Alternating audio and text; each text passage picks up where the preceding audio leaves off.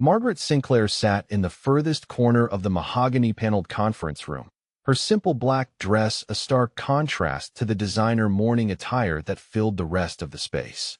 The law offices of Ashford and Associates commanded respect with their towering bookshelves and crystal chandeliers, but Margaret felt as invisible here as she had everywhere else for the past 20 years. She wondered if anyone watching from their own corner of the world had ever felt this same crushing weight of being overlooked, dismissed, treated as furniture in their own life. Please share in the comments where you're watching from, because this story of hidden strength might feel familiar no matter what state or country calls you home. The Blackwood family arrived with their usual theatrical flair. Richard Blackwood, her husband of 2 decades, swept through the door wearing a charcoal suit that cost more than most people earned in months. His silver hair was perfectly styled despite the supposed grief of losing his father just 1 week ago.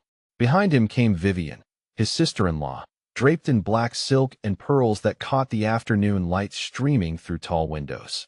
Her manicured fingers clutched a designer handbag worth enough to feed a family for years. The grandchildren followed in expensive teenage rebellion.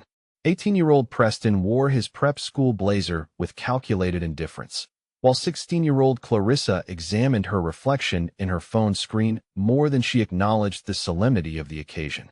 They moved through the room like royalty surveying their kingdom, completely unaware that kingdoms sometimes change hands when you least expect it. Margaret remembered when she first married into this world, how Theodore Blackwood had been the only one to truly see her. The patriarch had built an empire from nothing, transforming a small construction company into a multi-million-dollar development corporation. But while his family saw only dollar signs, Theodore had always treated Margaret with a kindness that puzzled everyone else. Richard settled into the leather chair beside the conference table's head, immediately establishing his assumed authority. He spoke to his sister-in-law about selling the family estate before the body was even cold. Vivian nodded eagerly, already calculating redecoration costs for whatever mansion she planned to purchase with her inheritance. They discussed Margaret as if she were a temporary inconvenience, a housekeeper who had overstayed her welcome. For 20 years, Margaret had perfected the art of invisibility. She brought coffee during family meetings and was waved away before she could sit. She planned elaborate holiday celebrations only to be excluded from the family photos. She listened to whispered conversations about her unsuitability, her common background, her failure to produce the heir everyone expected. The Blackwood family had made it clear that she was Richard's mistake, tolerated only because divorce would have disappointed Theodore. Margaret folded her hands in her lap and remembered the last real conversation she had shared with her father-in-law 3 months before his death. Theodore had seemed unusually focused that evening, asking strange questions about her understanding of legal documents and her knowledge of the family's financial structure. He had insisted on updating all emergency contacts and had made several mysterious appointments with attorneys she had never heard of. The conference room door opened with authority that commanded immediate attention. Harrison Ashford entered with the bearing of a man accustomed to delivering life-changing news. His silver beard was meticulously groomed. His 3-piece suit spoke of old money and older traditions. Every member of the Blackwood family straightened instinctively, recognizing power when it entered the room. But something unexpected happened. Attorney Ashford's eyes found Margaret first, and for just a moment, she caught something that looked almost like recognition. Not the polite acknowledgement one gives to furniture, but the careful assessment of someone important. The moment passed so quickly that Margaret wondered if she had imagined it. Richard stood to shake hands with the attorney, immediately launching into discussions about expediting the process. He spoke of selling assets and dividing proceeds with the casual confidence of someone who had never questioned his place in the world. Vivian chimed in with questions about liquid assets and property transfers, her voice carrying the assumption that major decisions were hers to make. Margaret watched this display of presumption with growing unease. Something about Attorney Ashford's measured responses suggested that assumptions were dangerous things. The careful way he glanced at documents, the slight hesitation before answering direct questions, the way his gaze kept returning to Margaret with what seemed like barely contained significance. Theodore had always been protective of Margaret in ways that had puzzled the rest of the family. When Richard's criticisms became too harsh, Theodore would quietly redirect conversations. When Vivian's snide comments crossed into cruelty, Theodore would find reasons to send Margaret on errands that removed her from hostile situations. In his final months, this protectiveness had intensified into something that felt almost urgent. The attorney arranged his documents with ceremonial precision, while family members settled into chairs that reflected their assumed hierarchy. Richard claimed the position closest to the head of the table. Vivian positioned herself where she could monitor everyone's reactions.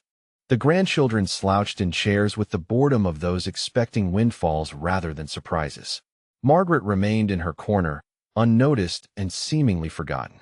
But as Attorney Ashford began organizing papers with the care of someone handling explosives, she couldn't shake the feeling that this afternoon would be remembered as the moment when everything changed.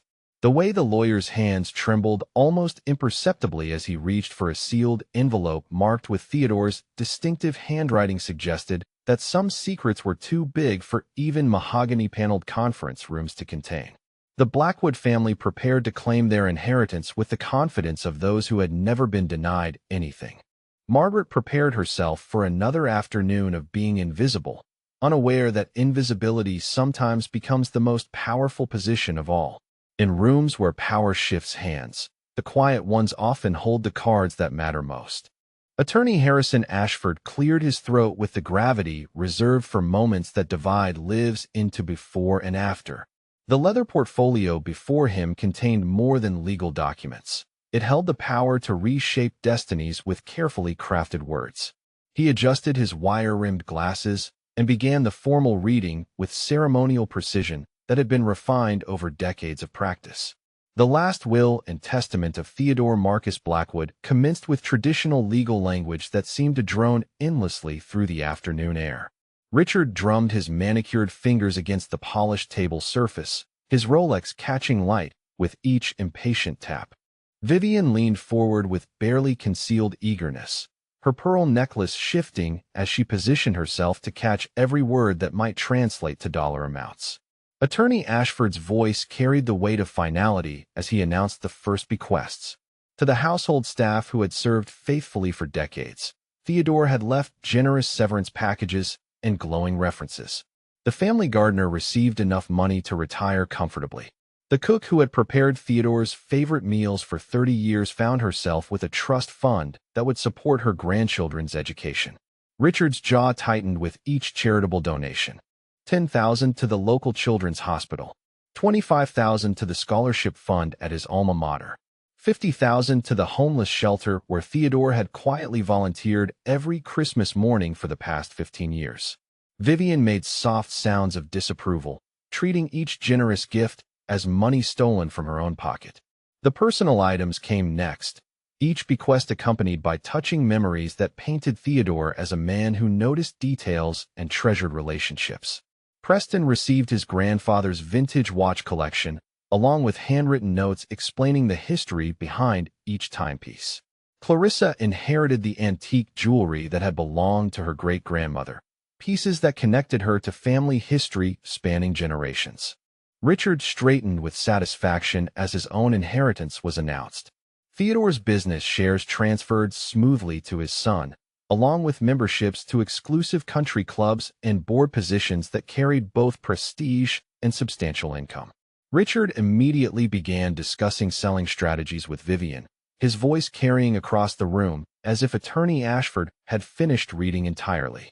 The attorney paused pointedly until Richard's business planning ceased. Vivian's inheritance followed with equal ceremony. The jewelry collection that had adorned Theodore's wife for 40 years, artwork that lined the family mansion's walls, and investment accounts that would support a lifestyle of continued luxury. Vivian was already calculating auction estimates for pieces she considered outdated, her mental mathematics visible in the way her eyes gleamed. Margaret watched this distribution of Theodore's life with growing sadness. Each bequest revealed how deeply the patriarch had understood and cared for those around him, yet her own name remained unspoken. She had expected nothing, but hearing the careful thought behind every gift made her absence feel more profound. The Blackwood family treated her invisible presence as confirmation that she had finally learned her proper place. Richard made his cutting remark with the casual cruelty of someone accustomed to unchallenged authority.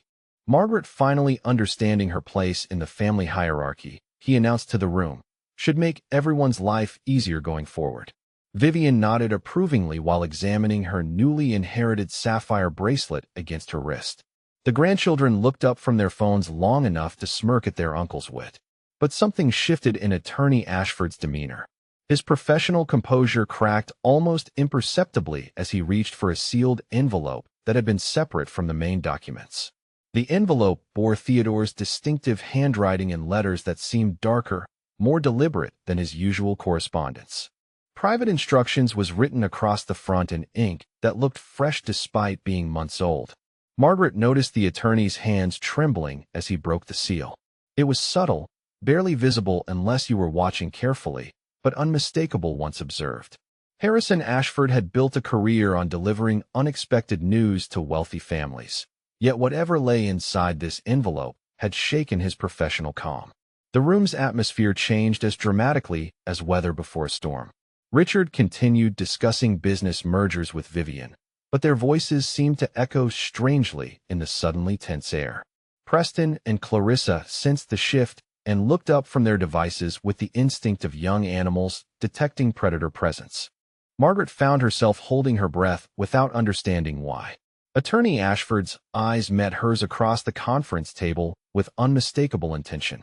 Not the polite acknowledgement she had received earlier, but direct eye contact that suggested she was about to become very important to these proceedings. The weight of his gaze made her stomach flutter with something between hope and terror. Vivian chose that moment to make her pointed comment about Margaret's housing situation. Now that Theodore's protection had ended, she announced with false sweetness, Margaret would need to find somewhere else to live. The family couldn't be expected to support her indefinitely, especially when there were so many legitimate expenses to consider. Richard nodded agreement while studying his inherited stock portfolios. Margaret felt heat rise in her cheeks as the family discussed her future in third person while she sat mere feet away. They debated whether to offer a small monthly allowance or simply provide a lump sum that would end their obligation completely. Vivian suggested that a modest apartment in a less expensive neighborhood would suit Margaret's reduced circumstances perfectly. The cruelty was so casual, so thoroughly rehearsed, that Margaret realized they had been planning this conversation for weeks, possibly months. They had waited only until Theodore's funeral was complete before beginning their campaign to remove the inconvenient reminder of Richard's youthful poor judgment. Attorney Ashford cleared his throat again, but this time the sound carried warning rather than ceremony. He announced that there were additional provisions requiring careful explanation, his voice carrying undertones that made Richard finally stop discussing business strategies. The attorney's professional composure was rebuilding itself, but cracks remained visible around the edges. Margaret noticed that Attorney Ashford kept referencing documents she had never seen despite being married to Richard for 20 years. Legal papers that should have been familiar if they concerned family matters, yet seemed to surprise even the attorney himself. The careful way he handled each page suggested he was reading some contents for the first time. The sealed envelope lay open beside his elbow, its contents still hidden, but clearly significant enough to alter his entire approach to the reading. Whatever Theodore had written in those private instructions was about to change everything. Margaret could feel it in the way Attorney Ashford kept glancing at her, as if seeing her clearly for the first time. Richard grew visibly irritated with the delays, demanding to know when they could conclude this business and move on to more practical matters. Vivian echoed his impatience, suggesting that minor details could be handled separately while the major assets were distributed immediately. They treated Attorney Ashford's careful pace as an inconvenience rather than the protection it was clearly intended to provide. Attorney Ashford asked if everyone present was prepared for the final provisions, his tone carrying weight that made even the grandchildren look up with sudden attention. The question hung in the air like smoke before a fire, beautiful and ominous and absolutely impossible to ignore. Attorney Ashford's demeanor underwent a transformation that was subtle yet unmistakable to anyone paying attention. His practiced professional mask slipped for just a moment as he consulted the private instructions, revealing something that looked almost like awe. The careful way he refolded the letter, and placed it beside the main documents suggested he was buying time to process information that had genuinely surprised him. Richard's patience evaporated like morning mist under harsh sunlight. He leaned forward aggressively, his voice carrying the entitled edge of someone unaccustomed to delays in getting what he wanted. The main estate distribution needed to be addressed immediately, he declared, so they could wrap up this tedious business and move forward with practical planning. His tone suggested that Attorney Ashford was deliberately wasting everyone's valuable time. Vivian seized the opportunity to make her intentions crystal clear with the precision of a surgeon wielding a scalpel. Margaret would need to find somewhere else to live now that Theodore's protection had ended, she announced with false sympathy. The family simply couldn't be expected to house her indefinitely when there were so many legitimate family members to consider. Her voice carried the satisfied cruelty of someone finally free to speak her mind. Margaret felt the familiar sting of being discussed as if she were invisible, but something was different this time. The memory of Attorney Ashford's meaningful glances gave her the strength to listen without shrinking into herself completely. Instead of drowning in shame, she found herself remembering details from her final conversations with Theodore that had seemed insignificant at the time. 3 months before his death, Theodore had insisted on updating all emergency contacts with obsessive attention to detail. He had asked Margaret strange questions about her understanding of legal documents and inheritance law, conversations that had puzzled her then, but now seemed deliberately educational. Most mysteriously, he had scheduled multiple meetings with attorneys she had never heard of, returning from each appointment with an expression of satisfied secrecy. The family's discussion of Margaret's future grew increasingly cruel as their confidence expanded. Vivian suggested that a small monthly allowance would be more than generous, considering that Margaret had contributed nothing substantial to the family's success over 2 decades. Richard agreed, adding that they might even help her find employment suited to her limited skills and education. The grandchildren snickered at this prospect, treating their aunt's potential poverty as entertainment. Attorney Ashford's interruption cut through their casual cruelty like a blade through silk. He mentioned that there were additional provisions requiring careful explanation, his voice carrying undertones that made the entire room fall silent.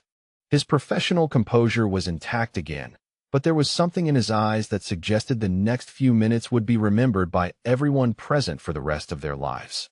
Margaret noticed that the attorney kept referencing documents that seemed to surprise him despite his obvious familiarity with Theodore's affairs. Legal papers that should have been routine were being handled with the care reserved for explosive devices.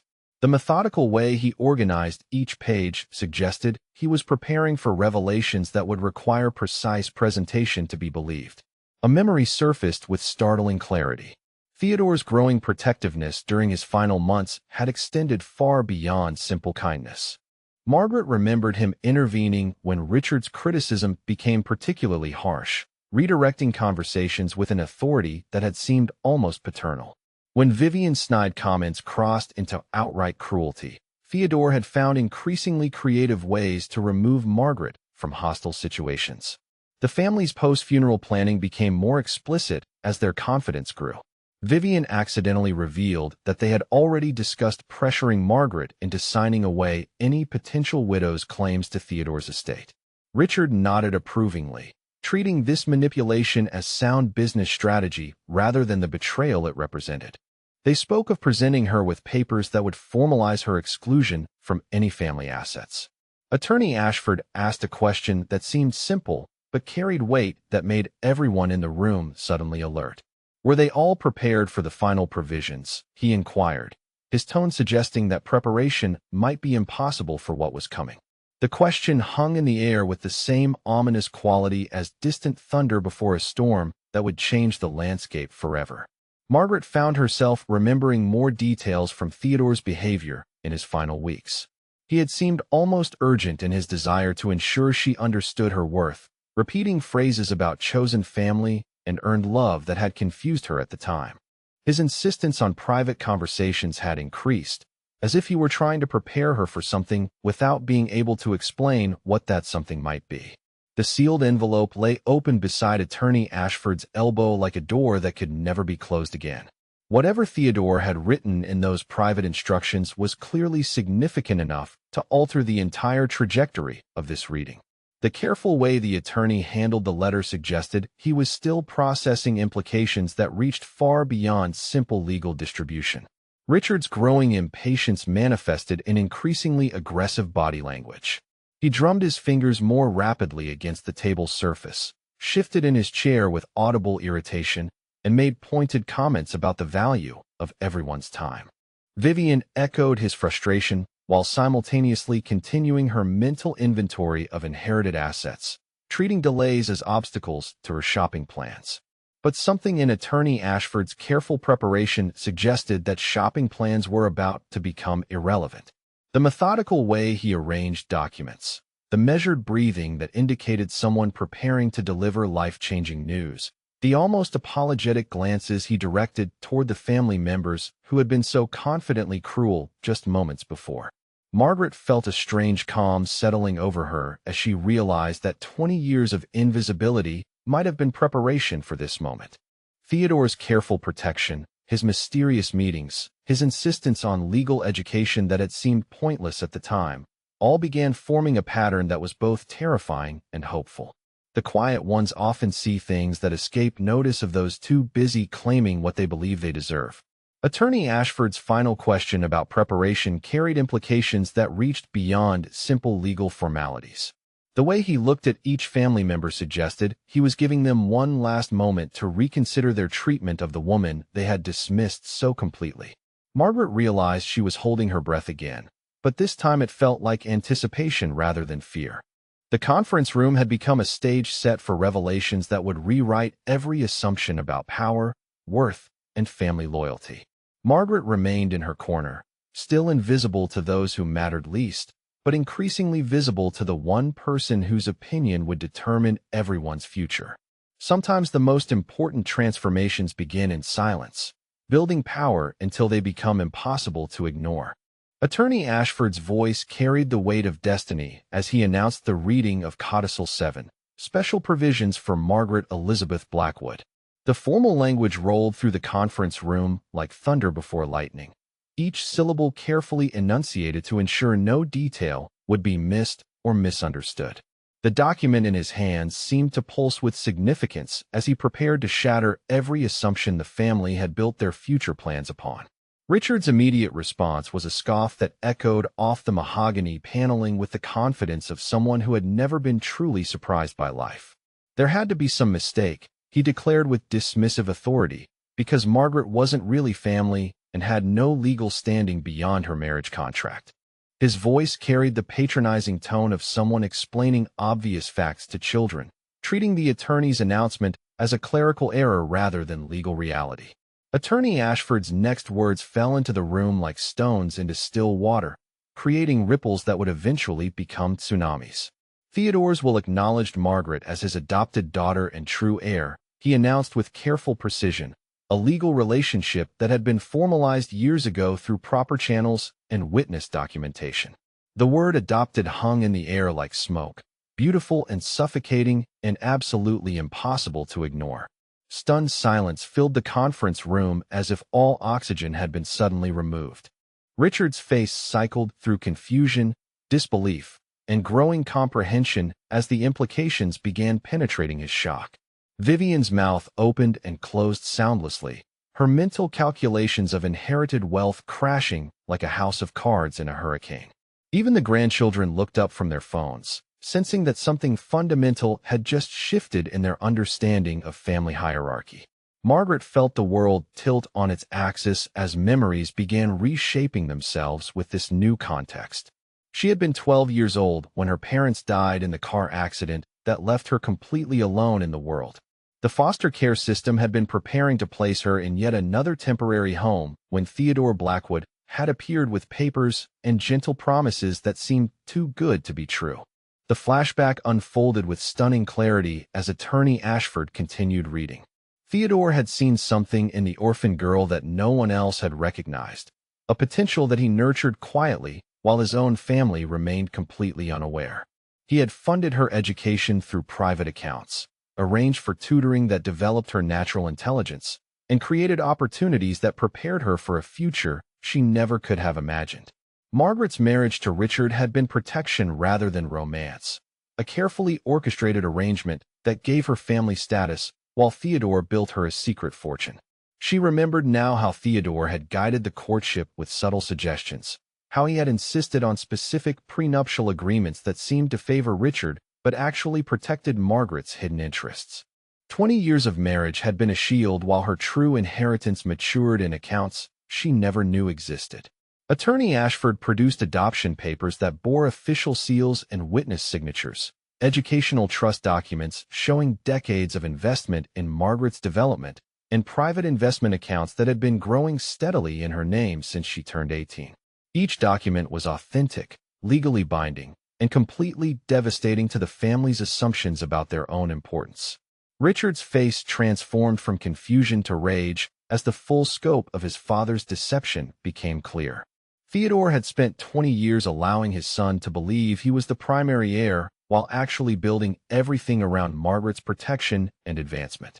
The business shares Richard thought he owned were revealed to be minority holdings compared to Margaret's controlling interest in the parent company. Vivian's desperate demand to see the documents carried the shrillness of someone watching their dreams dissolve in real time. She snatched papers from Attorney Ashford's hands with shaking fingers, her manicured nails leaving small tears as she searched frantically for loopholes that might preserve her anticipated wealth. How could the hired help possibly be the real heir? She demanded, her voice climbing toward hysteria. Margaret's own shock was profound and visible, her hands trembling as she processed revelations that recontextualized her entire adult life. She had known Theodore cared for her, had felt his protective presence during the worst moments of family cruelty, but she had never understood the legal framework he had constructed around her security. The quiet man she had called father-in-law had actually been the father who chose her when no one else would. Attorney Ashford's explanation continued with methodical precision that left no room for denial or misinterpretation. Theodore had spent 20 years building a separate estate specifically for Margaret, hidden from the family through legal structures that were completely legitimate but carefully concealed. Investment accounts had grown through compound interest and expert management, real estate holdings had appreciated in value, and business partnerships had flourished under his guidance. The inheritance details emerged like treasures from a pirate's chest, each revelation more stunning than the last. Margaret owned the primary family estate outright, along with all furnishings, artwork, and grounds. The business empire that bore the Blackwood name answered ultimately to her as majority shareholder and decision-maker.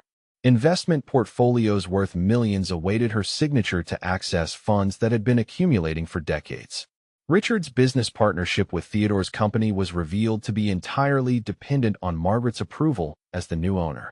Every deal he had negotiated, every contract he had signed, every future plan he had developed was now subject to the discretion of the woman he had dismissed as insignificant.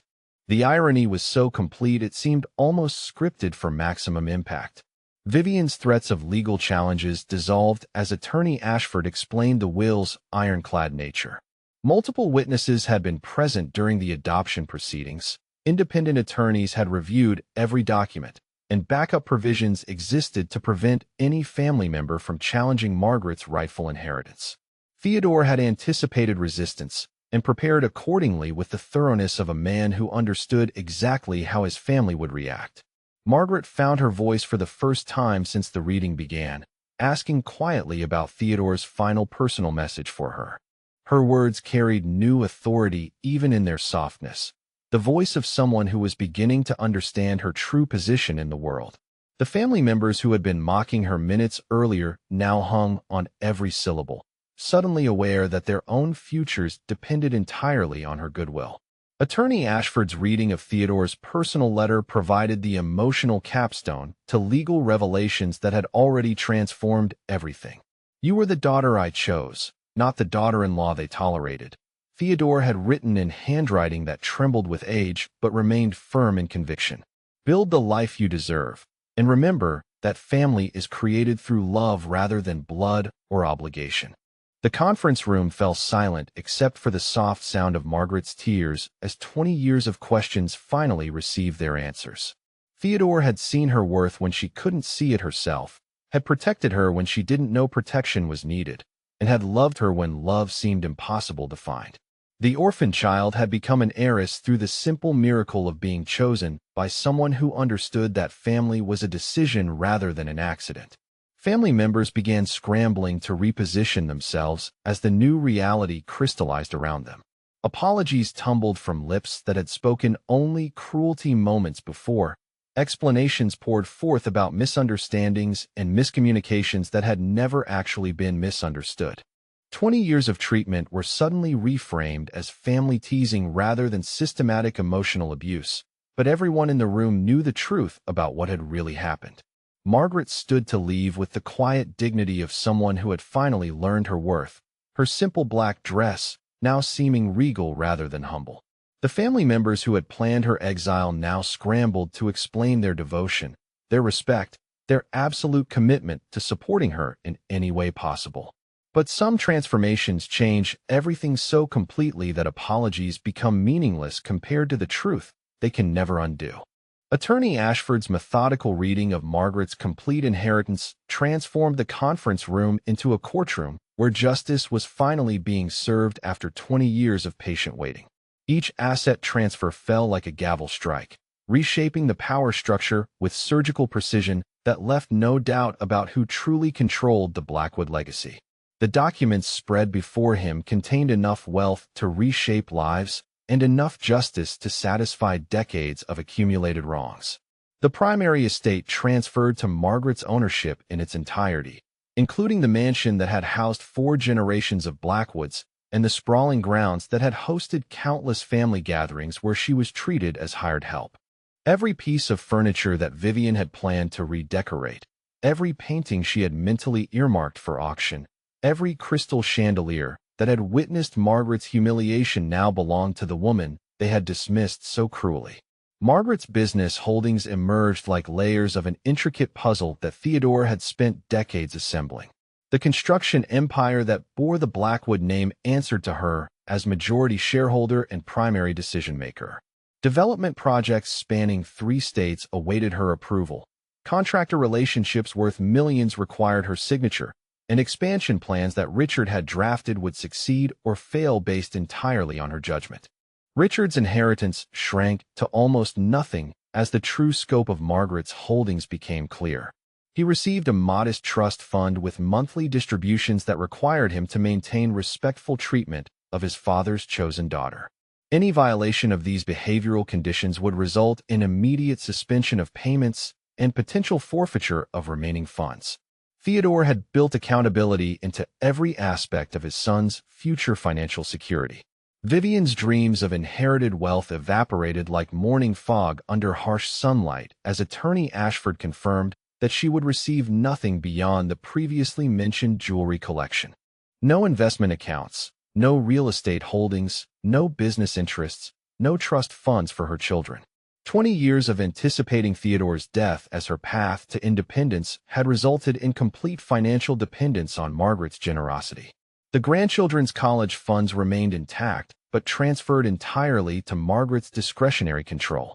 Preston's plans for expensive graduate school and Clarissa's dreams of studying abroad in luxury would require them to earn their chosen aunt's approval through genuine respect rather than inherited entitlement.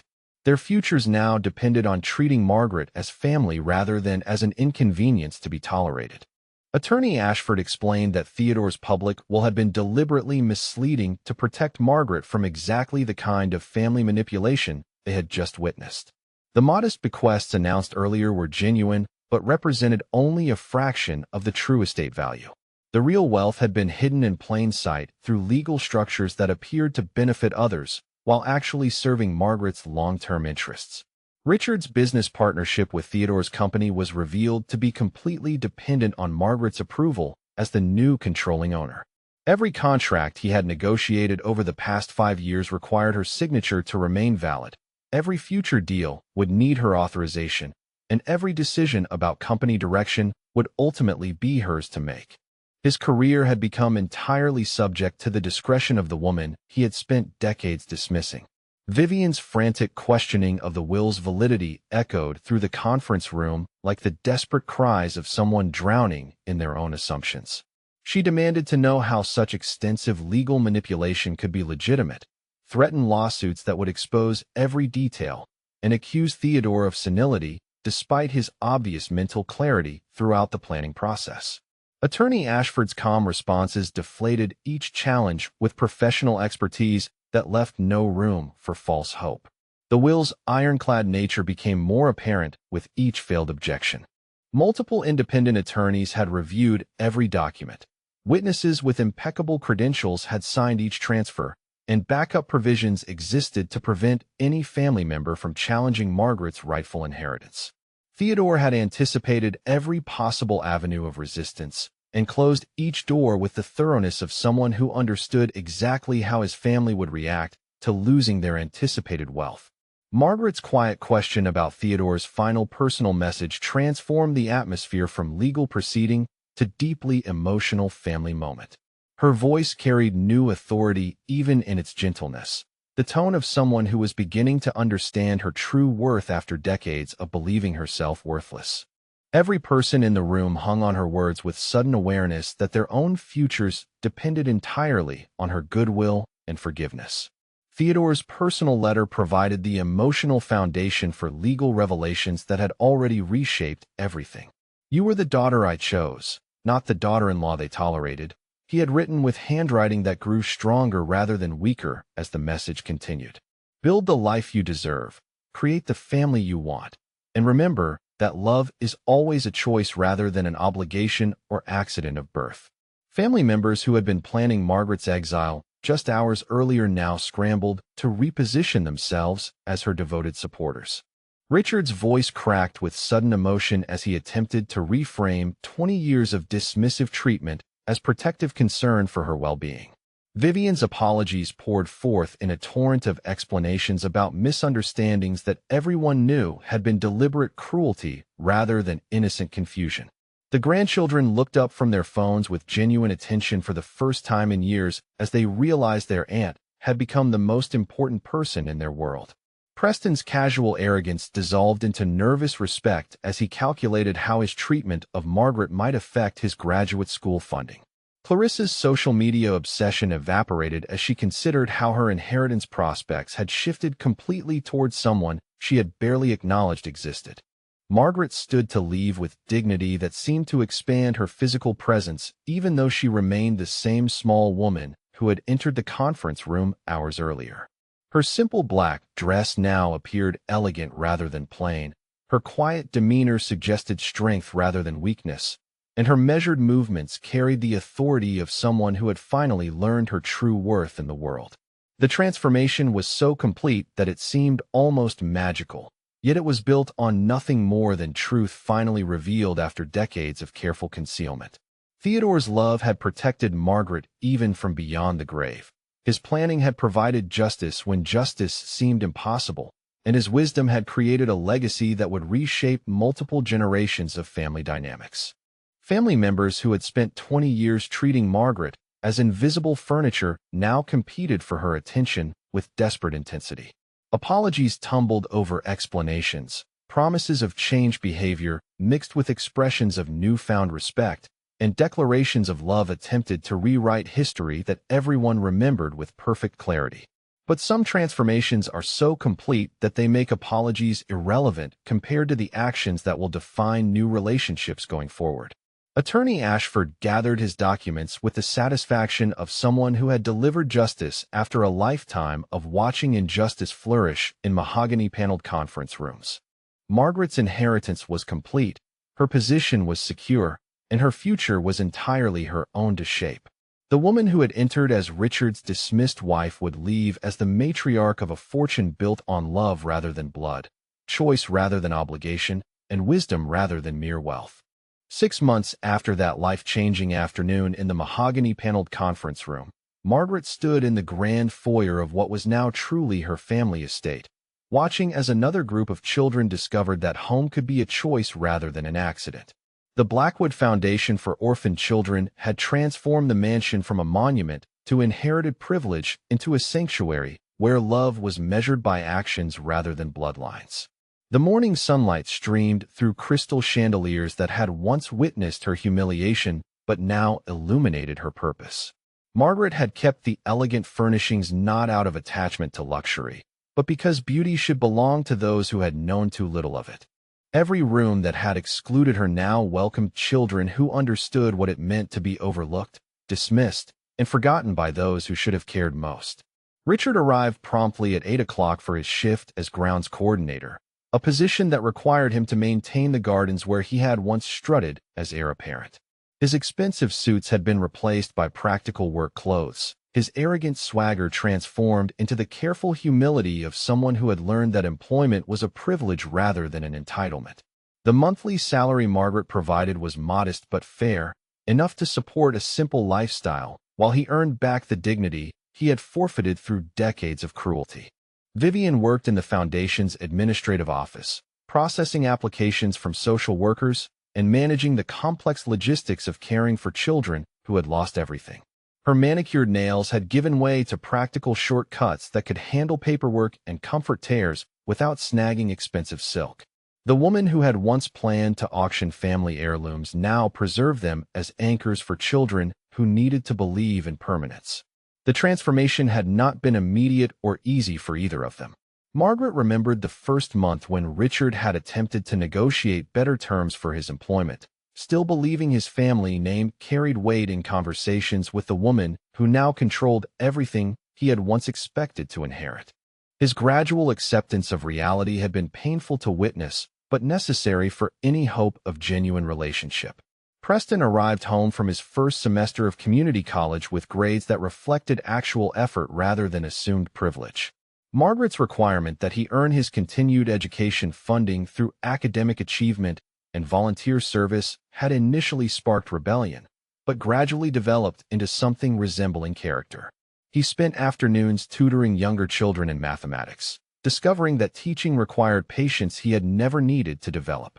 Clarissa had found her calling in art therapy sessions with the newest arrivals, children whose trauma manifested in drawings that spoke louder than words ever could. Her social media obsession had evolved into documenting recovery stories with permission, sharing hope rather than vanity, with followers who were learning that influence meant lifting others rather than elevating yourself above them. Margaret kept Theodore's portrait prominently displayed in her office, finally understanding the 20-year plan he had executed with such patience and precision. The quiet man who had chosen her when no one else would have given her not just wealth, but the tools to recognize her own worth and the responsibility to help others discover theirs. His legacy lived not in the business empire that bore his name, but in the love that continued expanding through every life the Foundation touched. The morning's new arrivals included siblings who had been separated by the foster care system and reunited through Margaret's advocacy efforts. She watched 80-year-old Emma hold her younger brother's hand as they explored rooms that would become theirs for as long as they needed safety and stability. Their wonder at having their own beds, their own clothes, their own space to heal reminded Margaret why Theodore's gift had been about much more than money. The library where Margaret had once sat silently during family gatherings now hosted story time every evening, her voice carrying tales of ordinary people who discovered extraordinary strength through adversity. Children who had learned too early that adults could not always be trusted gradually opened their hearts to the possibility that some promises were kept, some love was unconditional, and some families were built through choice rather than chance. Margaret's confidence had blossomed like flowers after a long winter, fed by purpose rather than wealth, and sustained by the daily evidence that her choices mattered to people who desperately needed someone to care. The woman who had been invisible for 20 years had become the most important presence in dozens of young lives, teaching them that worth was inherent rather than earned and love was abundant rather than scarce. The Foundation's success had attracted attention from social workers, educators, and child advocates who recognized something special in Margaret's approach to healing trauma through unconditional acceptance. Requests for guidance came from other wealthy individuals seeking meaningful ways to honor lost loved ones, and Margaret shared Theodore's wisdom about the transformative power of choosing to love rather than simply inheriting obligation. The evening routine remained Margaret's favorite part of each day. She moved through rooms filled with the sounds of children who had rediscovered laughter, checking homework and settling disputes, and offering comfort to those still learning to trust that bedtime did not mean abandonment. The mansion that had once echoed with silence now vibrated with the beautiful chaos of family life built on foundation stronger than blood. As Margaret tucked the last child into bed and turned off the lights in hallways that had once witnessed her humiliation, she reflected on the strange justice of discovering that the greatest revenge against cruelty was building something beautiful from its ashes. The family that had dismissed her had been transformed through her forgiveness into people capable of genuine love, while the children they served learned that broken things could be repaired and discarded people could find their way home. Theodore's final gift had been the understanding that family was not something you were born into, but something you created through daily choices to love, protect, and nurture those who needed what you had to offer. The orphan child had become a mother to many. The dismissed wife had become a founder of hope, and the invisible woman had become the most important person in the world to those who mattered most. The story ends where all the best stories do, not with perfect resolution, but with perfect possibility. As Margaret opened her arms and her home to another child who needed to learn that being chosen was the most powerful force in the universe, capable of transforming not just individual lives, but entire generations who would carry that love forward into a world that desperately needed to remember that every person possessed infinite worth waiting to be discovered by someone wise enough to see.